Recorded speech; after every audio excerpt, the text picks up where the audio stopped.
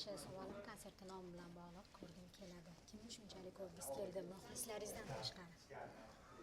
Endi birinchi o'rinda shu aytganingizdek muxlislar o'zi aslida o'sha va o'zi bu konsertni aytmoqchiman, chunki bu yog'iga 1 yil pauza, keyin konsert yana 1 yil pauza. Har 2 yilda bir. 2 yilda biri. Shunga afsuslandim, chunki albatta sizdan sog'inib qolasiz sahna ko'rganga odam. O'shanga konsert nomini ham ko'rgim keladi deb nomladik. Bundan oldin qo'shiq ham chiqardik, Cheri Jeylan qildik unga. Konsertga ham tushib qoldi anaqasi. Nomi.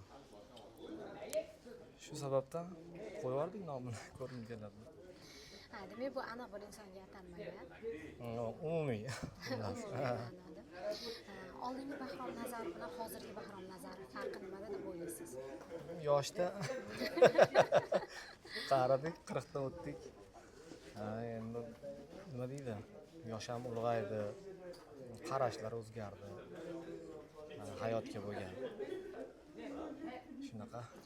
Oldingi Bahrom Nazarovni nimasini sog'inasiz bugungi kunda?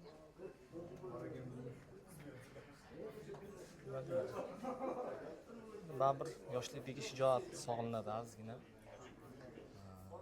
Yoshlik sog'inadi baribir. Sog'inadigan narsa ko'p. Qarang, bugungi faoliyatingizda, sizni ijodingizda nima yetishmayapti deb o'ylaysiz o'zingiz tashqaridan baho berib? To'g'risi men bunaqa narsalarga bosh qotirgim kelmaydi, chunki nima deydi? Xolisini xohlamaysizmi, baribir Xudoni berganini olasiz. Chunki bu tarafdan bu narsani o'ylaysiz, baribir ozgina isyon ham bo'lib qoladi. Chunki har doim o'zi inson yetkazganiga, ko'rsatganiga shukr qilib yashash kerak. Ming shukr. Odamlar eshitib turibdi, ijod bo'lib turibdi, yaqinlar yoningizda. Hammasiga shukr qilamiz. Nolish yo'q, xullas.